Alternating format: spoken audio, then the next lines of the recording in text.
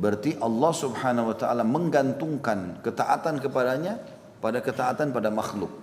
Ini ada hukum sendiri ya. Seperti contoh kasus, kita bakti sama orang tua kita.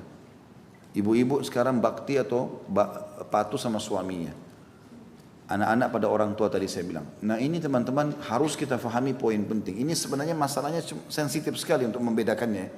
Antara kita bakti sama orang tua karena kita merasa anak, dengan kita bakti sama orang tua karena merasa ini tanggung jawab dan perintah dari Allah.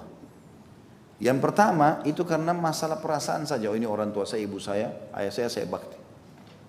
Kalau sebatas itu belum ada pahalanya. Tapi kalau kita pindah ke poin sebentar yang satunya digeser saya sedikit, saya bakti kepada orang tua saya karena Allah yang perintahkan. Maka semuanya pahala.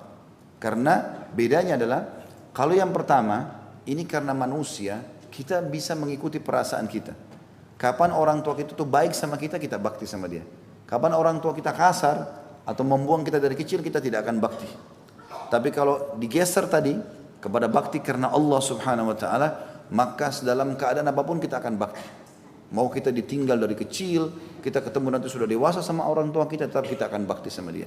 Maka poin ini penting. Makanya Allah subhanahu wa ta'ala melalui Nabi Muhammad SAW menghubungkan antara ketaatan seorang budak dengan ketaatan kepada Allah. Artinya jadikan kau taat sama majikanmu itu ya, justru karena Allah menyuruh kau, bukan karena dia. Sehingga kalau majikan kita tidak baik, maka kita benci dia. Kalau dia baik, maka kita baru senang. Enggak. Hukumnya adalah hukum dari Allah SWT. Allah suruh tetap kita bakti. Begitu juga dengan istri pada suaminya. Bukan dia lihat suaminya, tapi dia lihat perintah Allah di situ. Kalau kita lakukan karena Allah teman-teman tidak ada kejenuhan. Dan ini poin yang dimaksudkan di sini.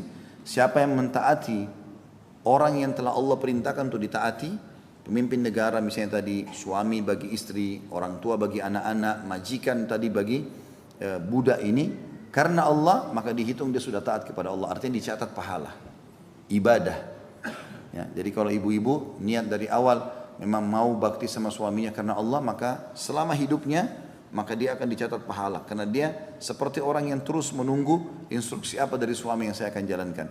Begitu juga anak-anak pada orang tua, begitu juga masyarakat pada pemimpinnya, begitu juga budak tadi atau staff kita katakan yang lainnya secara aplikasi, tentunya bukan status, itu dalam kepada majikan atau kepada atasannya.